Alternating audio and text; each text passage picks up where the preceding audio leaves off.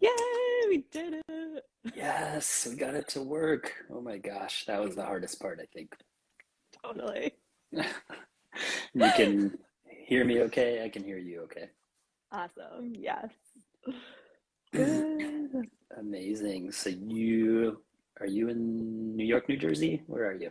Yep, I'm in Jersey City, just outside of New York. hmm Nice. And what's the weather like there these days? It's a cloudy day, but it hasn't been too cold. Like it was like 59 yesterday, which is solid, Okay, that's December not bad. day for the Northeast. Yeah, I'll take that. Um, Yeah. Seattle weather's what you would expect, kind of gray and rainy. Yes. I heard it's been a brutal couple of months there in terms of rain.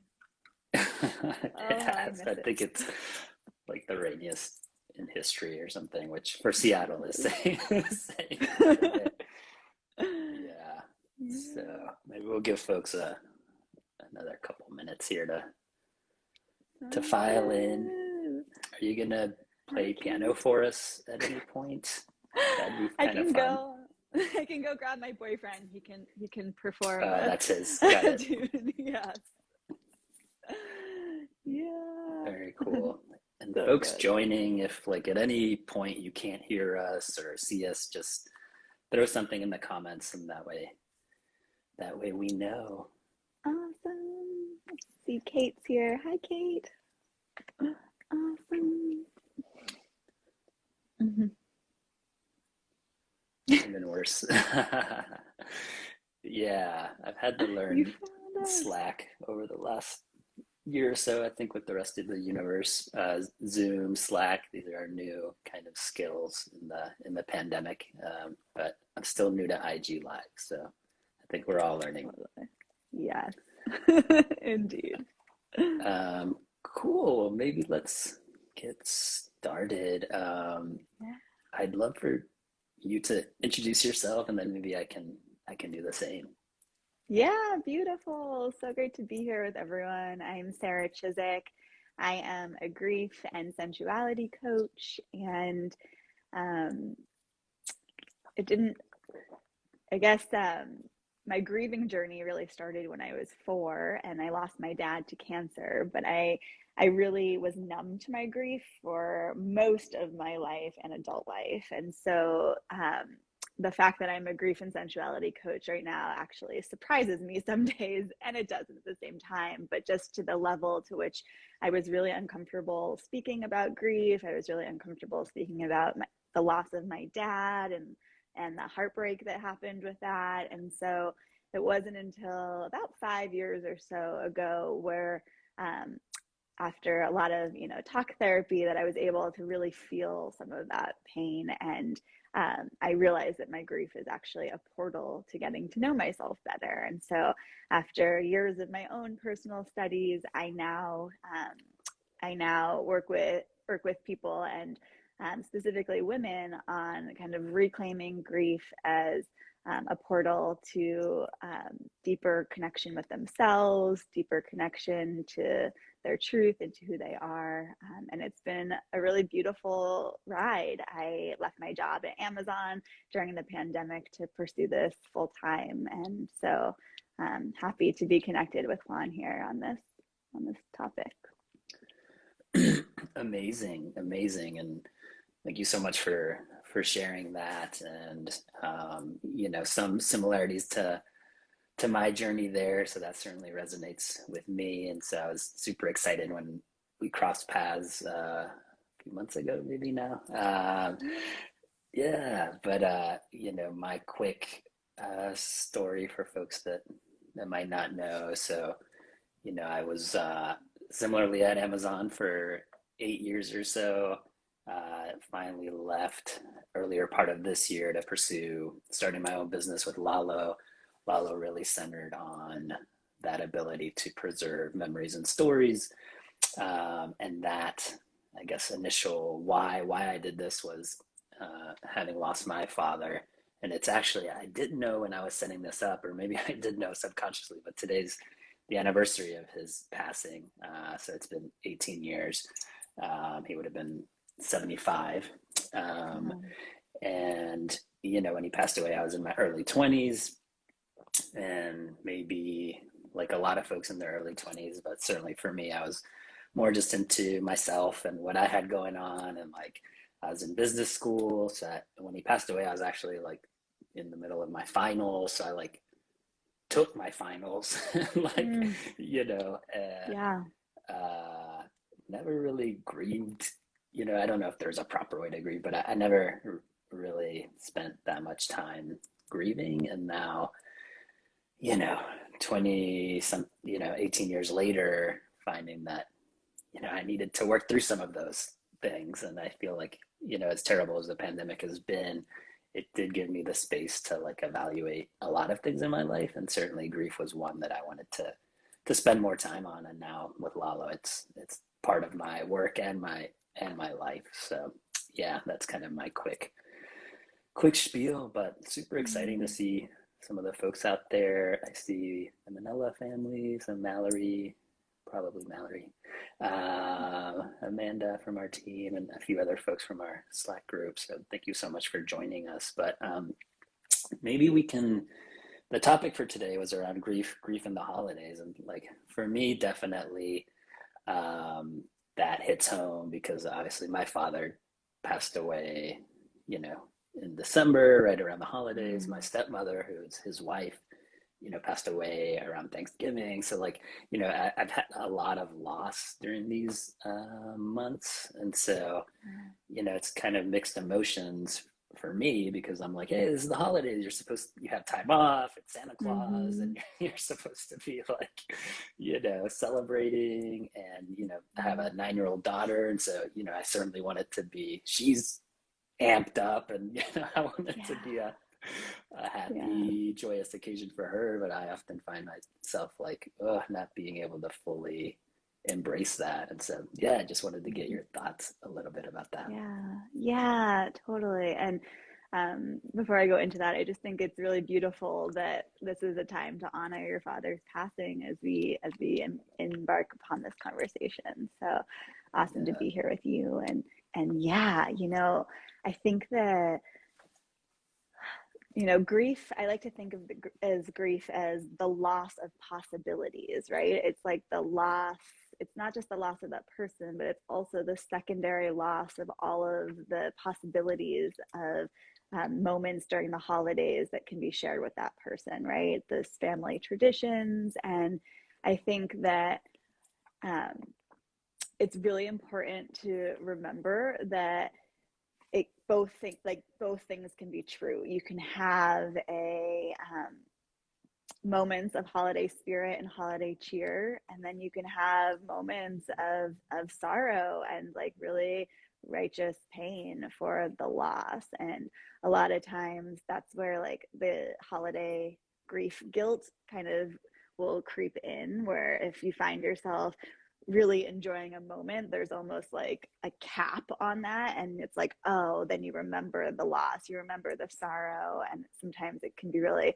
hard um, to hold the duality of that bothness. But the truth is, and what I like to remind people is that both can be true. Like you can Mm. enjoy and have that holiday moments of those holiday cheers and moments of that sadness and that sorrow.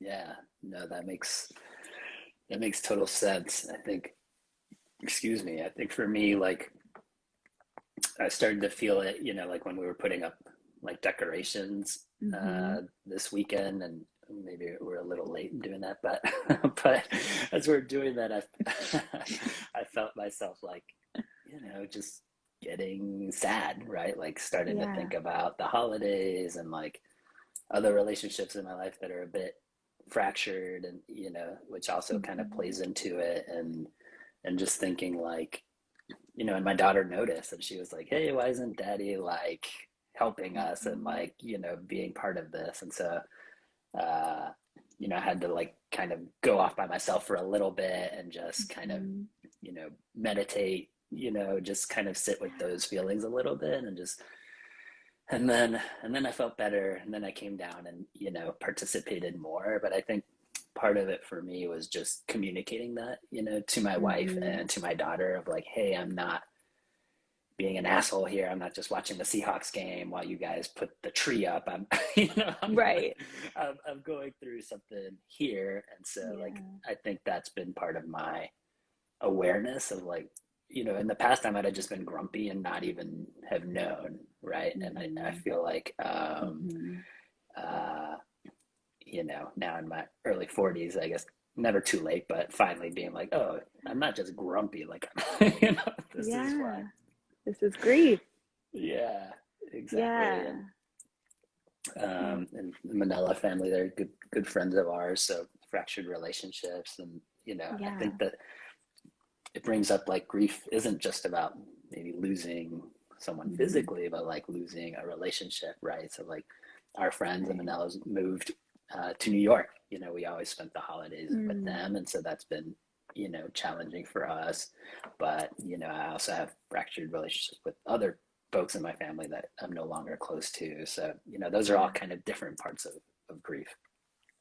They are, right? And I think there's that notion of like disenfranchised grief. It's like the grief that sometimes isn't as conventional grief because like that person might still be living, right? But like Mm, to bring that back into like a, a space of compassion because that grief still does exist and is very valid and is very real. And sometimes it's easy for us to downplay that grief, maybe comparing that story of that fractured relationship to someone who's had the passing or the loss, but to very much um, grief, I think knows no like bounds in that way, and there's no time frame to grief either. So just like knowing that even if that fractured relationship grief might be what kicks up a deeper grief, right? Sometimes it's like a portal into all of the grief that hasn't been felt. So the more immediate loss might be like not being able to spend the holidays with a family and that you typically spend the holidays with. And then that might kick up that like almost portal of grief into some of the deeper losses or secondary pieces of grief that you maybe didn't anticipate to feel in that moment. yeah, for sure, for sure. I think Yeah.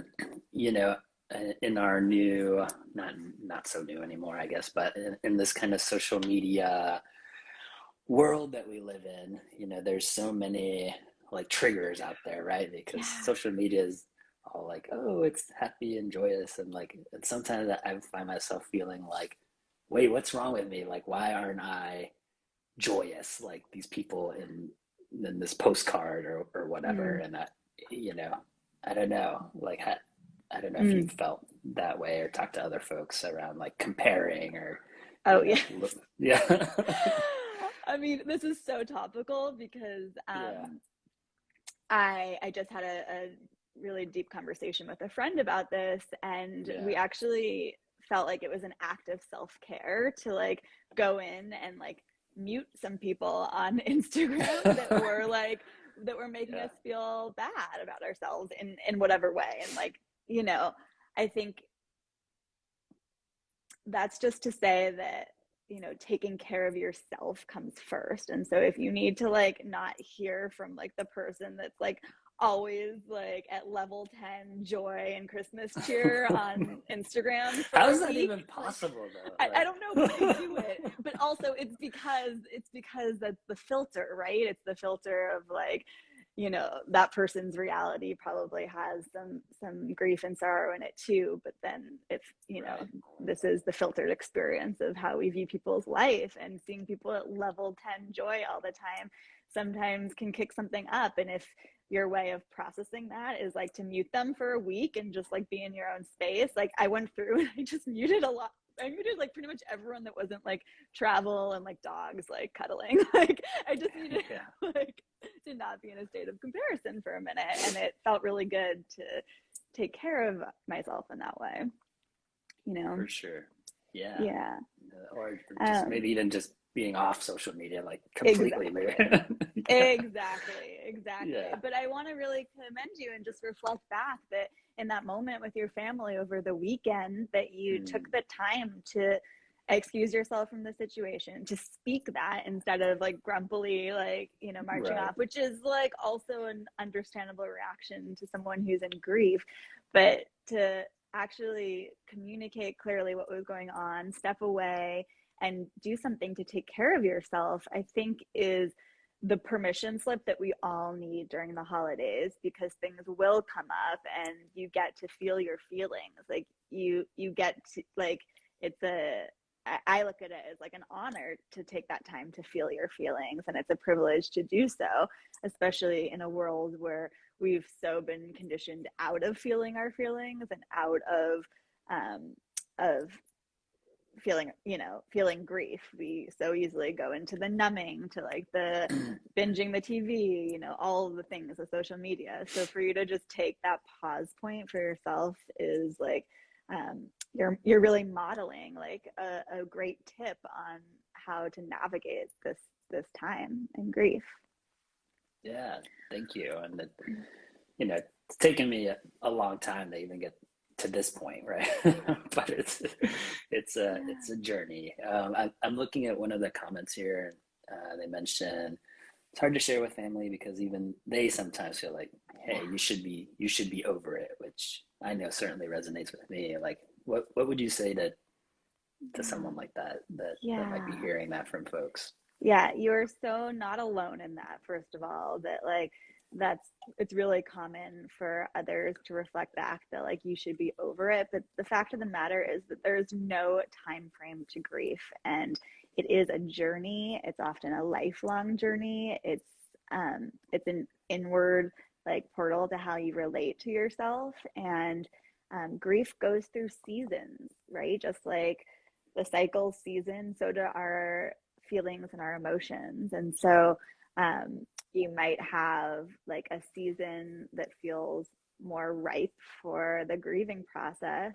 And when those emotions come up, to give yourself that permission slip. And if the people in front of you don't have like the capacity to hold a conversation around what it is that you're feeling, and have a little bit more of an emotional discussion, I invite you to contact someone in your role that and is able and capable of having that discussion, whether it's a friend or a coach or a support group, because being validated in your grief is so key in the healing process. Because like I said, it's literally been a survival tactic of us to not experience grief in our day-to-day life, right? If you're like interviewing for a job, like it's not appropriate to just like Hmm. let the grief go in that moment. So like it's been a survival tactic that's helped you get the job, get the promotion, do the things in life, um, to not go here. And so finding a friend or a space where you can emote and let yourself feel your feelings, I'd say that's one of the key pieces to that. And acknowledging that you can have those difficult conversations with the immediate people around you, and invite them in to be that person. But if they've demonstrated that they don't have the capacity to do so, that's where like love and acceptance for their journey, for their relationship to their own grief, because that's often what you're getting a reflection of in that moment when they say, oh, you should be over it by now, right? That's often a reflection of where they are with their own grieving experience and journey. And so um, compassion for yourself and compassion for them in that moment too. Absolutely.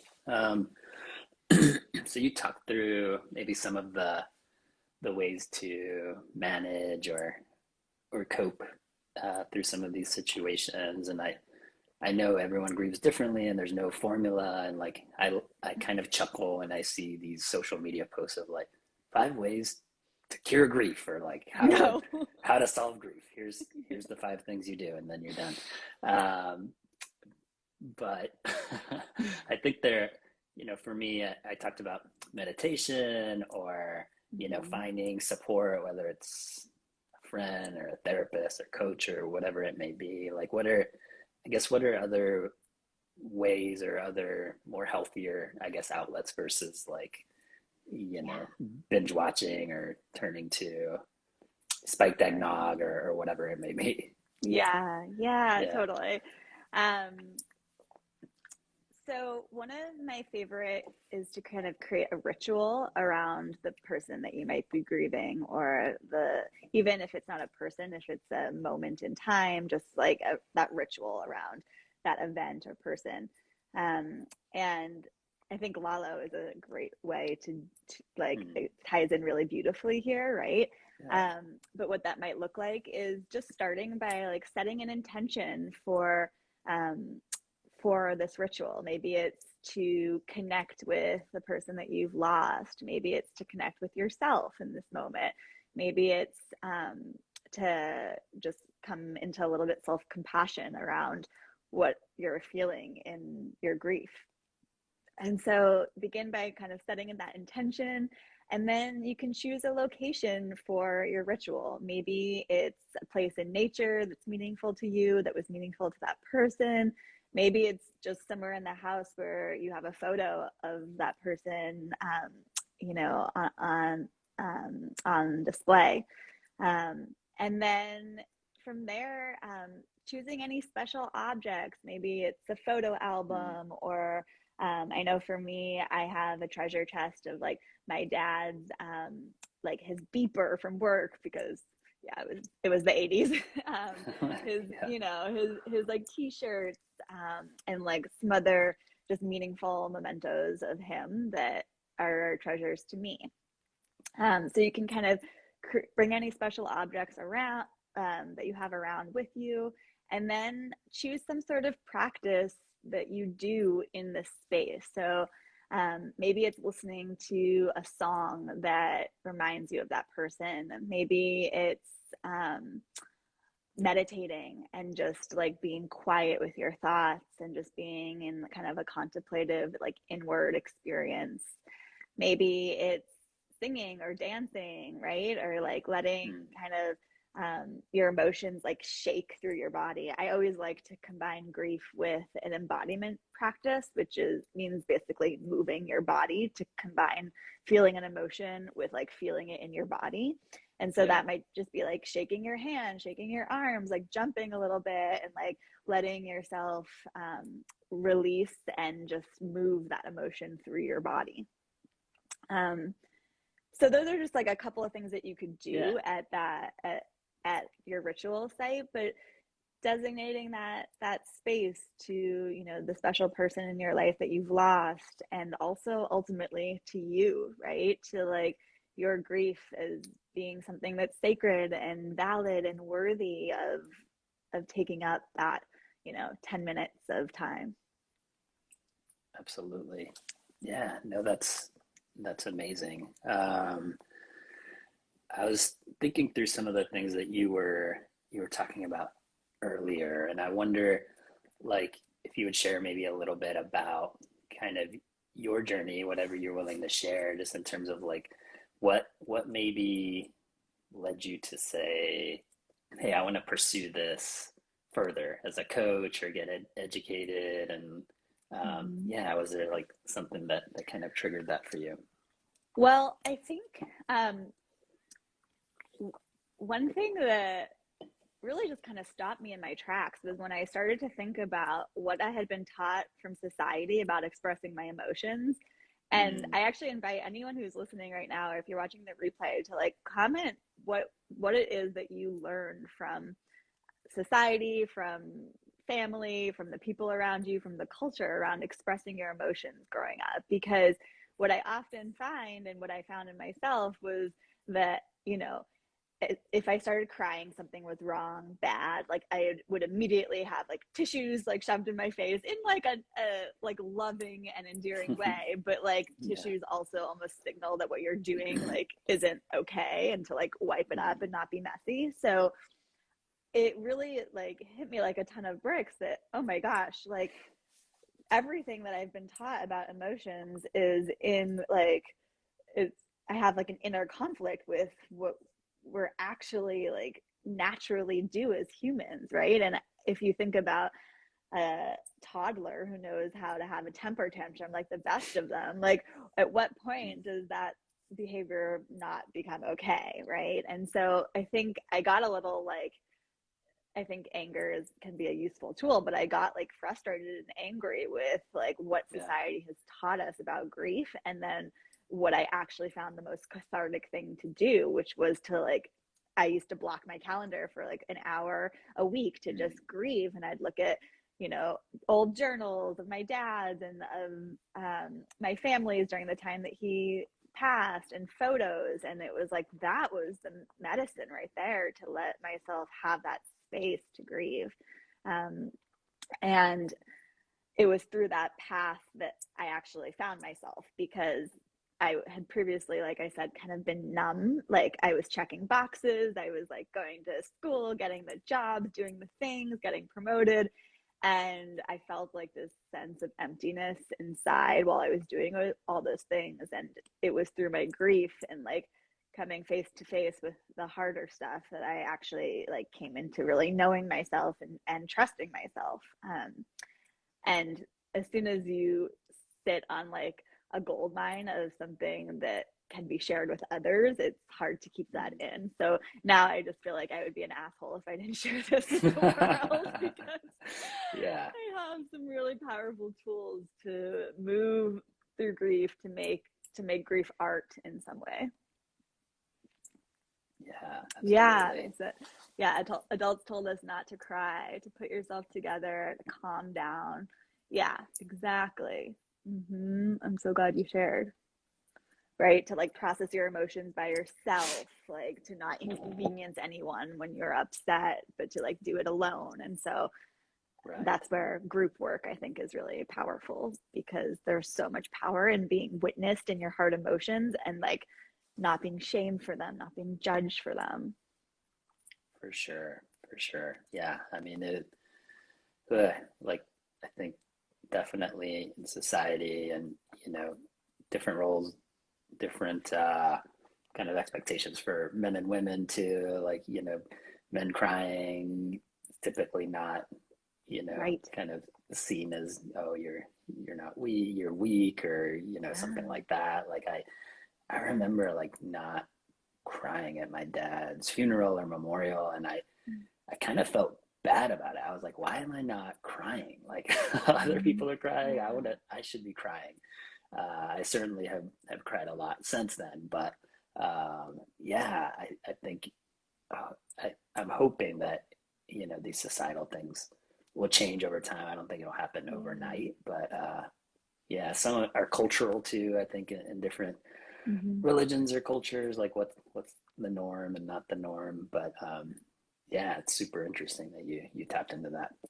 Yeah, yeah. I think men are subject to a lot of messaging around like always needing to keep it together and to be strong, right? And like, what I think is really beautiful about what you shared with your daughter is like an example of like a man processing his emotions in a healthy Mm, way, and that's really powerful, and is a model to her for her emotions as well. So really commending you for that that experience this weekend, despite it being a hard moment to hold, just how you right, navigated it. for sure. Thank you. Yeah, and that's I think that's part of the impetus too of like now being responsible for this other human Yeah, being is like you know you don't want to model yeah, the wrong behavior and saddle her with a lot of the stuff that it took me till I was 40 to figure out, and she's figuring it out at the age of 9, which is awesome. So, yeah, yeah. And I think about generations past that never figured it out, right? Because the yeah, society back, and my grandma's era, was even more structured to keep it together. right. Hmm. Um, I was hoping you'd maybe talk to us a little bit about, so like you offer classes and like, yeah, tell Yeah. like if people wanted to maybe do more work around this, like how could they work with you or what other resources might they be able to tap into. Yeah. Yeah, awesome. Well, I would love to support you in your grieving journey. I offer one-on-one coaching, which is a really great way to start. Um, and kind of just step into like a space that goes at the pace of the slowest part of you in your grieving journey. And I think it's important to like honor that and to respect that going at the pace of the slowest part of ourselves is like truly honoring our timeline in the grieving journey, not rushing through it. And so that's a beautiful part of the one-on-one practice. But I also have group offerings. I do workshops. I have group programs. And I have a Facebook community that right now is only open to people who identify as women, but it's a space to go in and kind of moment to moment share what it is that you're grieving, what you're emotionally releasing, what you're clearing out of your like emotional pipes, as I like to speak to it. And that's a really supportive, free community. So if anyone that you know that identifies as a woman is looking for a space, they can join that. And I hope to offer more co-gendered spaces in the future. But my all of my offerings are over at sarachizek.com, or you can hang out with me on Instagram, where you'll stay on the pulse of things. And I do like to continue to share grief resources, and partner with other amazing resources like Lalo to normalize this conversation, to like let this conversation not be so taboo. I think one of our first conversations, Juan and I were like, dying and death is like the one inevitable thing that will happen to all of us. And yet there's such an uncomfortable kind of societal conversation around it. And there's a tabooness. So continuing to talk about it, to normalize the experience of the harder sides of grieving, and just kind of the beautiful parts of that journey as well, and those meaningful moments along the way. Yeah, so Absolutely. come hang. Yeah. And after this, I'll share your information through our socials as well if people want to kind of connect with you and learn more. But it's been awesome talking to you. I hope some folks have gotten something out of the conversation here. And check us out as well, Lalo at lalo.app. We're still kind of in the beta phase, so we're figuring out the product, but over time we'll certainly expand into other resources that support grief and memorializing the folks around you. We definitely feel that preserving those stories, being able to share those stories with the people closest to you is an important part of the journey. And so check us out as we work through our products and offerings, and you can connect with me anytime. So Sarah, Yeah. thanks again for your time. It was so great to chat with.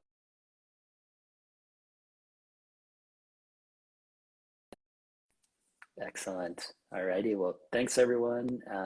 Appreciate you all joining, and I'll see you all later. Have a great rest of the Awesome. day. Thanks, everyone. Thanks, Bye Juan. bye. Bye, Thanks. y'all.